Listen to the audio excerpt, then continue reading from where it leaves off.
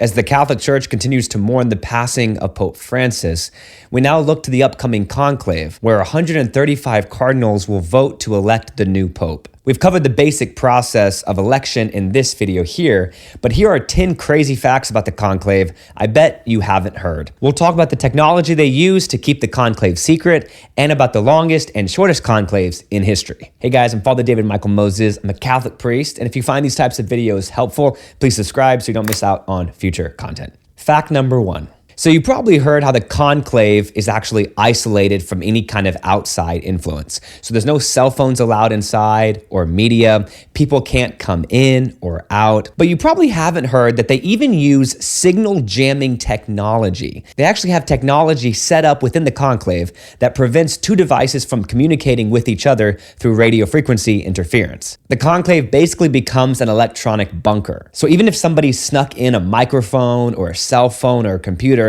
they wouldn't be able to transmit any information from it or to it. Authorities actually inspect the buildings that they use for days ahead of time to look for hidden microphones or cameras and to check all of the attendees and the participants. Fact number 2. The historical event which gave name to the conclave dates back to the year 1268. The cardinals needed to elect a new pope, and to avoid any kind of outside political pressure, they locked themselves in the papal palace. Months and months go by, and they can't agree on the new pope. So the citizens, getting impatient, lock all of the doors, build a wall around the palace, and take the roof off, forcing the cardinals to come to a quick solution. This leads to fact number 3, which is how we get the name conclave. So the word conclave translates to con, which is with, and clave, which means key. So to get them to elect a pope, the citizens locked the door and ran away with the key. Conclave. Conclave. Number 4, in that election, Pope Gregory X was chosen,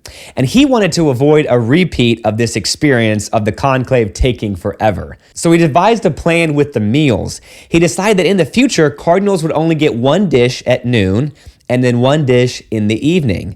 And if it took them more than 3 days to decide on a new pope, after that, they would only get bread and water. And if the voting went past 8, they could have wine. That rationing approach, though, was only temporary. That's no longer the case. Fact number 5, the average conclave only lasts 3 days, but the longest papal conclave in history took almost 3 years. The shortest conclave only took about 10 hours. So as we look at this upcoming conclave, it really could go either way, between 10 hours and 3 years. But if it takes too long, they may need to tear off the roof or start just feeding the cardinals bread and water. Number 6, while the cardinal electors are locked in the Sistine Chapel on their own for the actual voting process, they're not entirely alone for the whole length of the conclave. There also are officials in there, such as the secretary of the College of Cardinals, the masters of ceremonies, some priests to help with confessions. They have a couple of doctors in there in case there are emergencies, and they have a team to help prepare the meals and take care of the housekeeping and things like that. But all of this staff is actually bound to total confidentiality and actually have to swear an oath in Italian. Number 7, a pope can actually refuse the job, and some actually have.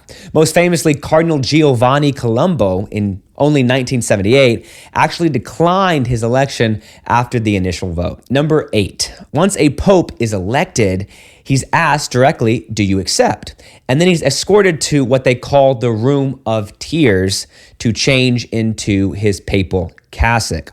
Now they call this the Room of Tears because presumably the man is overwhelmed with grief at receiving this intense responsibility, that he's probably overwhelmed with sadness that he now has to bear this burden of leading the church. To be the Pope has to be incredibly stressful and naturally also pretty isolating. Fact number 8. So because they don't know ahead of time who's going to be elected, they simply sew 3 different papal cassocks. They have a small, a medium, and a large, and hopefully whoever gets elected just fits into one of those because they have to make an immediate appearance in front of St. Peter's Square, in front of all the people as they are announced as the new pontiff. Of course, this is when the famous white or black smoke is shown. So as they burn the ballots throughout the voting process, the smoke is black if a 2/3 majority hasn't been reached, and it's white if a new pope has been selected. So we will look out for that in the coming weeks. Fact number 10. Among the most interesting stories about the conclave,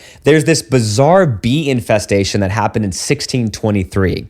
They say that while the cardinals were voting, suddenly a swarm of bees invaded the room and headed toward a single cardinal, Cardinal Barberini. This was kind of an interesting coincidence considering that the coat of arms for the cardinal was actually 3 bees.